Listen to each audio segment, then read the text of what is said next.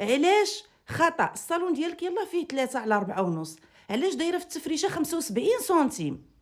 الصالون ديالك اذا كان العرض ديالو 3 اولا 3 ونص ما تفوتش في التفريشه 70 سنتيم، ما تفوتش في التفريشه 70 سنتيم، راه غادي تضيقيه في مره. اما اذا كان عندك بيت صغير فيه 2 ونص 2 60 2 وبغيتي ديرو بيت الكلاس، بغيتي دير فيه الصالون، هذاك الصالون ما تفوتيش فيه 65 سنتيم، ما ديريش ديال 70 بركه 65 سنتيم.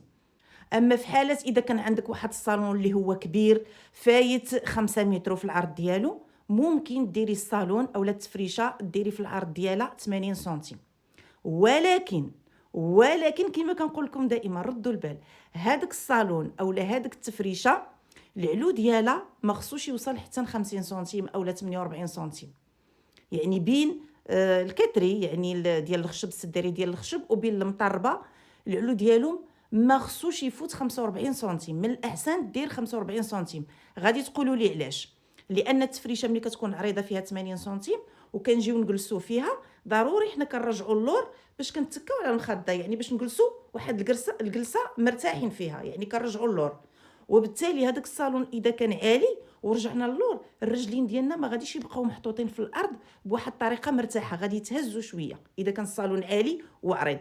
اذا درنا الصالون ديالنا فيه 80 سنتيم بالنسبه الارتفاع ديالو ما يفوتش 45 سنتيم.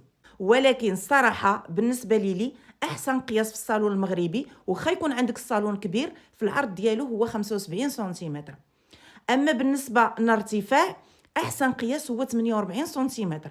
ولكن ردوا البال ماشي تسمعوا 48 سنتيمتر وتمشيو ديروا هذاك السدار يعني الخشب ديروه عالي والمطربه ديروها حانيه، راه ما غاديش يجيكم في النظره زوين وما غاديش يبان لكم هذاك الصالون ديالكم مهيب كما كنقولوا.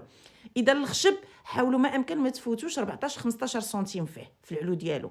وبالنسبه للمطربه يكون الارتفاع ديالها 33 سنتيمتر، هكا ملي تجمعوا 33 سنتيمتر مع 15 سنتيمتر عطيكم 48 سنتيمتر في الارتفاع ديال هذاك الصالون، والعرض كما قلت لكم 75 سنتيمتر راه كيجي ممتاز. وكاين اللي غادي يقول لي سميره زدتي فيه، حنا غنبقاو نحسبوا بالسنتيمتر الارتفاع ديال هذاك الصالون ديالنا، ماشي مشكل كنزايد واحد 3 ولا 4 سنتيمتر اولا ناقص 3 ولا 4 سنتيمتر ماشي اشكال.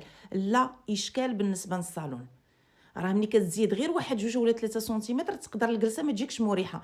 شحال من مره حنايا كنمشيو نضياف عند بزاف ديال الاخوان وكيكون الصالون ديالهم رائع كيحمق، لا من الالوان لا من النوعيه ديال الثوب، لا كيعجبنا بزاف. ولكن ملي كتجلس كتحس براسك ماشي مرتاح، خصك غير فوقاش تنوض ما كتحسش بهذيك الجلسه مريحه. اذا اهم حاجه في الصالون هو يكون مريح، يعني الضيوف ديالك ولا نتوما ملي تجلسوا فيه تحسوا بالراحه.